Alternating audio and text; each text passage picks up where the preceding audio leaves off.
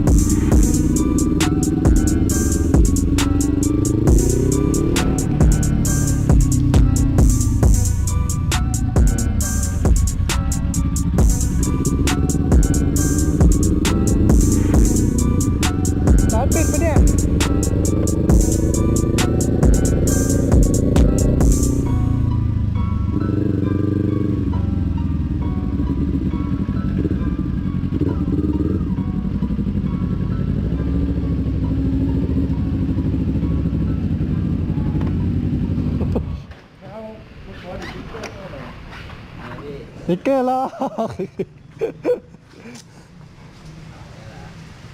เหลือไหมพี่ก็แมนนี่มันแน่นยังไงมันต้องเป็นแบบด้านๆไหมมันถึงจะแน่นผมก็เป็นเอาลงเยอะขาดเลยนี่มันไม่มีความแบบขยับแคมลงมาข้างล่างไงมันไม่ต้องตัดแล้ว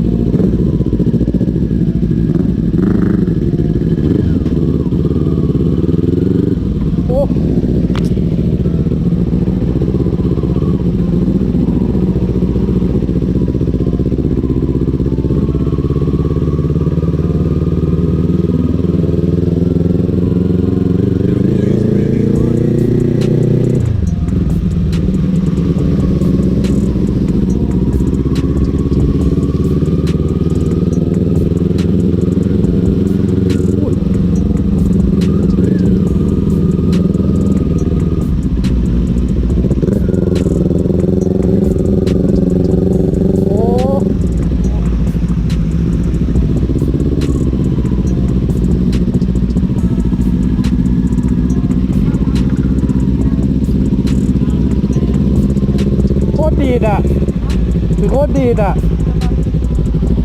ดูดิดีดที่หาย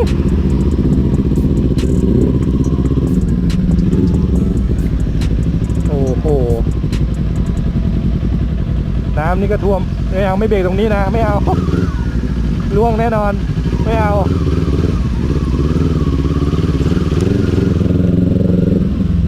ตรงนี้นี่เปียกแน่นอน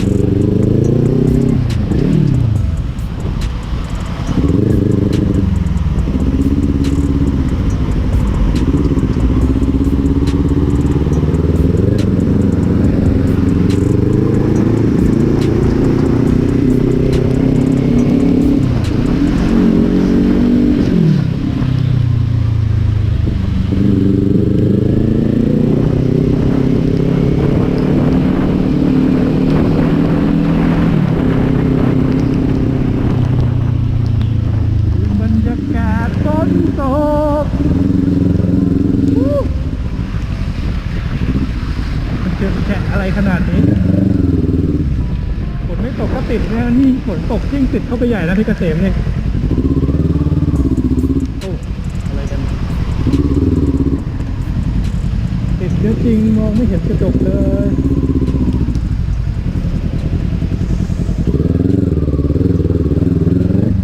โอ้ไปแล้วเนี่ยยับยับ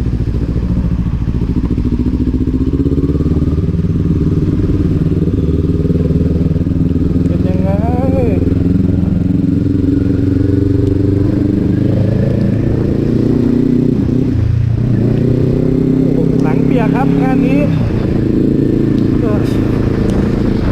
ทำใจนะท้ายสั้น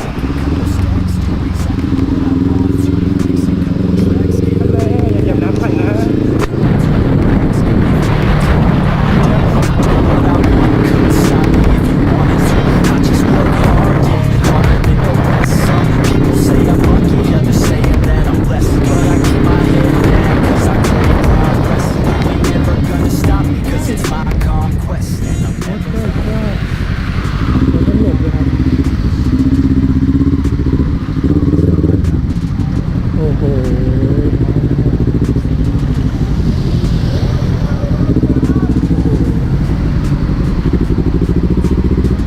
คนตะโกนนะครับตะโกนมาแล้วเฮ้ยร่วมจริงจังเลยนะเนี่ย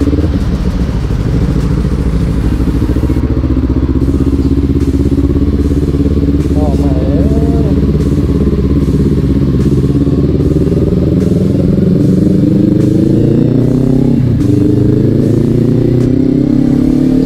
ห้องน้อยนี่เป็นอะไรที่ท่วมบ่อยมากครับน้ำเขาแบบฝนตก2 ชั่วโมงก็คือครึ่งล้อครับผม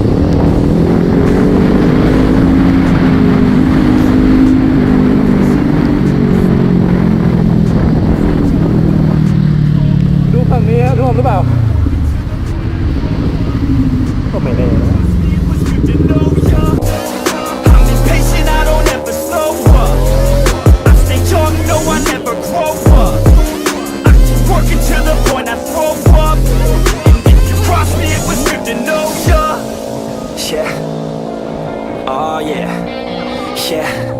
I'm not the type to take no for an answer. I don't deal with people that are like a cancer. No, instead I hang with the people that enhance ya. And I'm not the type to give out second chances. I just wanna work on my own for myself. I don't need no help, not anybody else. Nah, man, I got it dealt. I'm working on my wealth and I'm myself cause I'm working on myself, yeah. And y'all don't know that I'm a soldier. I always felt like I'm alone, yeah. When everybody thinks they know, yeah. And y'all don't even know I know, yeah. And now I'm ready taking over, cause every day I'm getting closer. Just look at everything I'll show ya. And now I'm ready, I'ma blow up.